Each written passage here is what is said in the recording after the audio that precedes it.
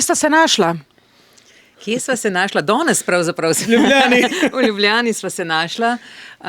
Drugače pa sem jaz že kar nekaj časa pač iskala nek fajn moški vokal za duet in potem, ker sem na založbi Dallas, je Dallas nekako svetoval njega, Bojana, ker tudi oni delajo z njim, tako da potem sem si šla vse preposlušati, kar je on posnel, vse njegove pesmi in tako naprej in ugotovila, da je odličen pevec in danes sva se pa nekako spoznala prvič.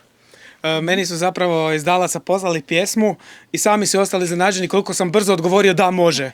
Zato jer sam znao i Anju, znao sam i sve, tako da znao sam da će to biti dobro i kvalitetno.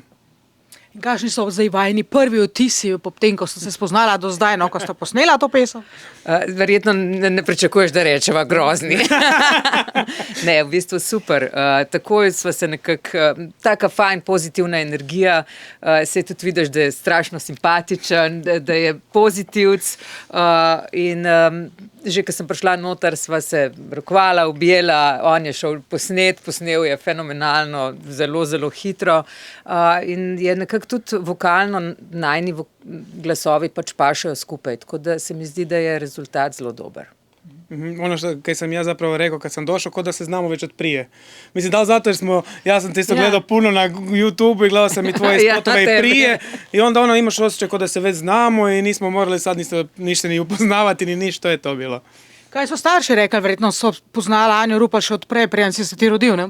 Moj tata je odmah rekao ja zna ko je Anja i znaju jako dobro ko je Anja i mislim da su oni isto ponosni, čak i oni bi još prije rekli reci da, ali oni su tek poslije saznali, oni tek na kraju saznaju, tako da već i sami vele moraš nam prije reći, ali stvarno tata je prvi najponosniji je Anja tu.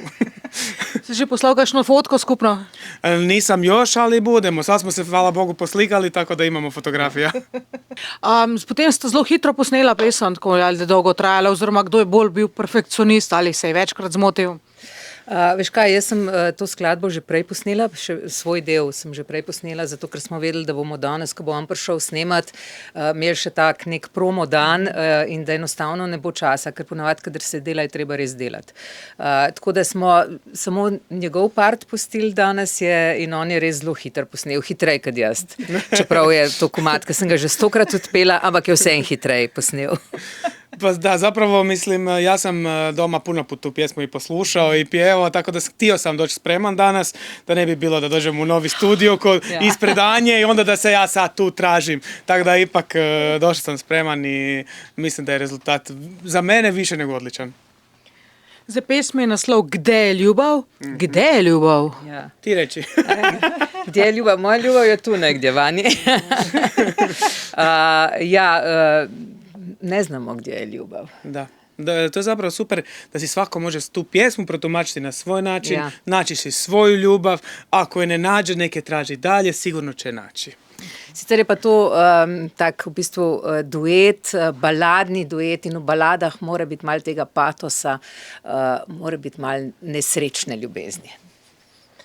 Zdaj, kako je bilo pa pri vama? Jaz vem, ti imaš že dolgo srečno ljubezen, a ne?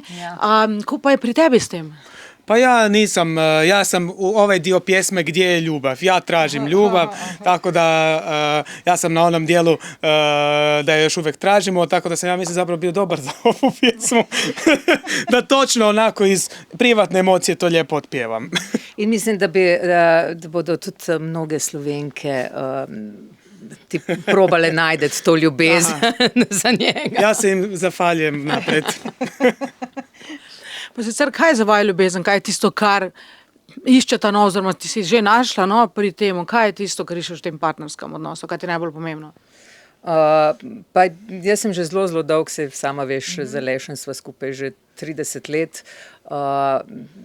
In po tolikih letih ti je važno, da nekako se na nek način ujameš s partnerjem, oziroma vse mi da imamo vsak svojo glavo, svoje razmišljanje, ampak da nekako lahko to vozva skupaj nekako brez večjih pretresov, vse se tudi skregava normalno. To je več drugačna ljubezen kot tista zaljubljenost na začetku. To potem dejansko ali preraste v neko spoštovanje drug do drugega, to se mi zdi ful pomembno. In to pri nama je.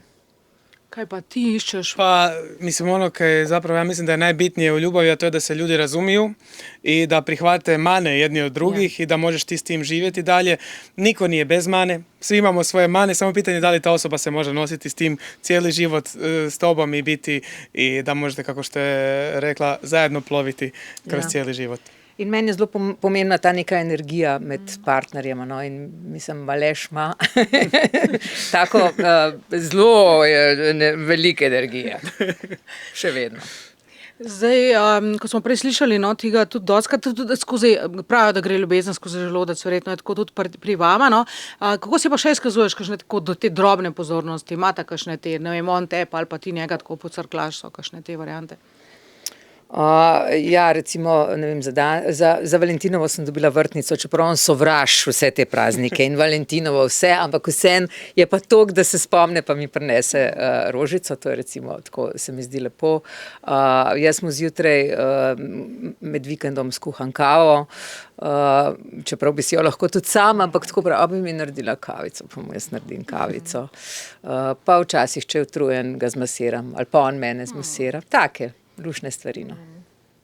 Ko pa je pri tebi?